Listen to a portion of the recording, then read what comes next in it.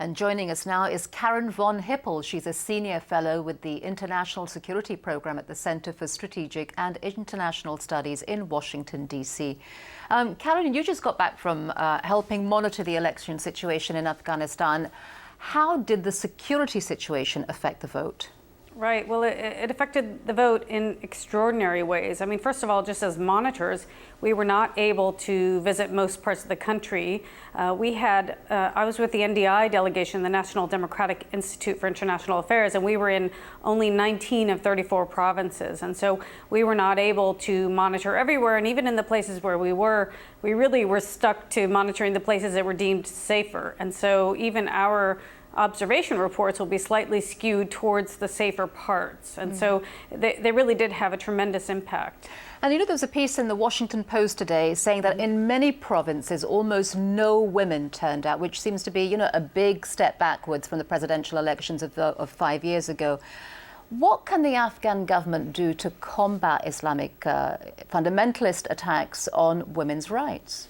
Yeah, it wasn't just women that were being threatened. It was ordinary Afghans were being threatened by the Taliban. If you vote, if your finger is black due to the ink that the permanent ink that goes onto your finger when you vote, we will chop off your finger. So there were threats and intimidation.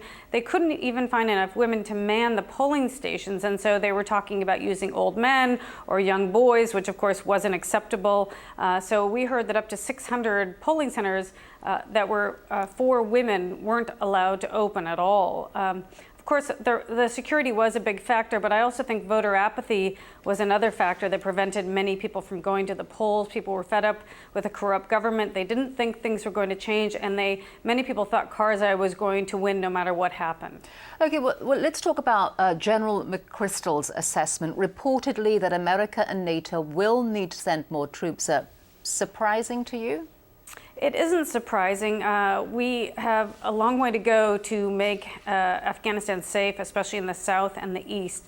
Now, the problem is I don't think there's a lot of support here in Washington for sending additional troops. So it isn't clear to me that McChrystal will actually ask for more troops right away. He may ask for them in the next month, but what he may try to do instead is do a little bit of creative mathematics, maybe move some of the jobs that soldiers are doing, non-combat jobs, to contractors so that he can bring in more fighting forces. That's what we really need, are additional fighting forces on the ground. All right, Karin von Hippel in Washington, D.C., thank you very much for joining us. Thank you.